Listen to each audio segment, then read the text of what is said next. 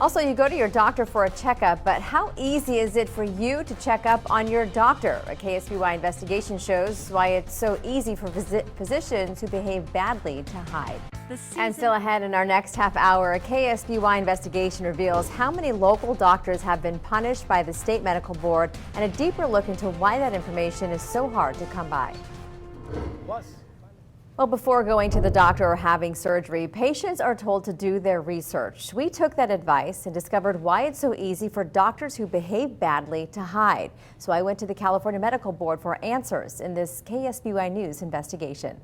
I lost my wife, my best friend. A Central Coast man filed a lawsuit against a Templeton doctor in February. Court documents accuse the doctor of ignoring the woman's post-surgery infection, and she died in her sleep. We originally set out to find out how many other local doctors were being sued for alleged medical mistakes. What we found is that information is hard to find. It's not even on the California Medical Board's website. Their website's called Breeze, and it's not a breeze.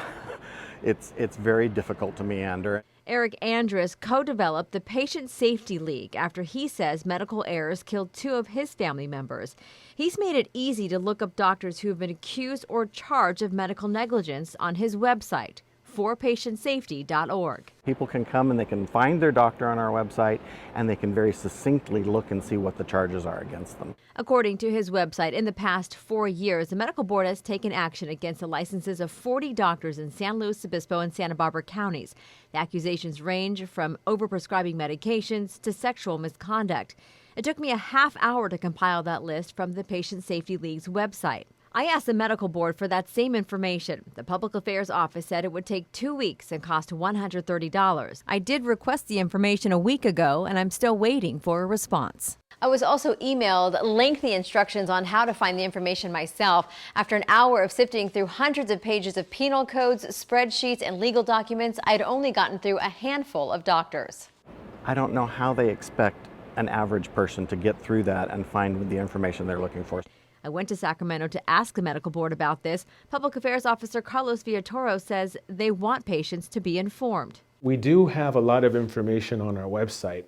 The point of that is that we want people to read the disciplinary orders and the accusations and all of the disciplinary documents. But not all questionable or even illegal actions are listed. A local radiologist, Richard Berg, was arrested for soliciting prostitution. He pled no contest in June of 2015 and was sentenced to 10 days in jail and a year of probation. A year later, he petitioned to have the charge dismissed, which was granted. And because of this, it's not listed anywhere on the medical board's profile of him. It is listed on forpatientsafety.org. I mean, if a patient's looking into their radiologist, that seems like that would be something they'd want to know. Well, there are records that are available that aren't on the physician's profile page, and this may or may not be one of those. Also not listed, complaints against doctors. There were nearly 11,000 made last year, although complaints against contractors are made public on the same Consumer Affairs website. If you want to look up your bathroom contractor, you can find out if they have a complaint against them.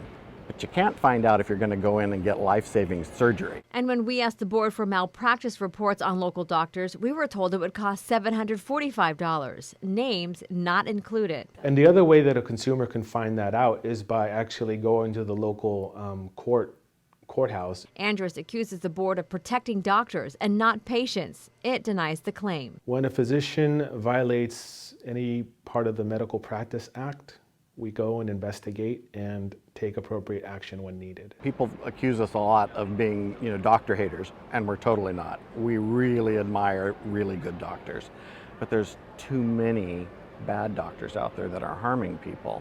A dose of reality that badly needs a cure.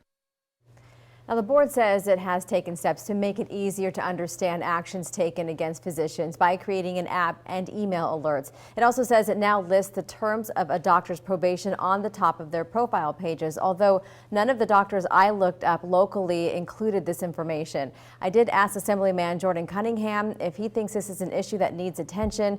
His office told me the window has closed for introducing legislation this year, but perhaps next year.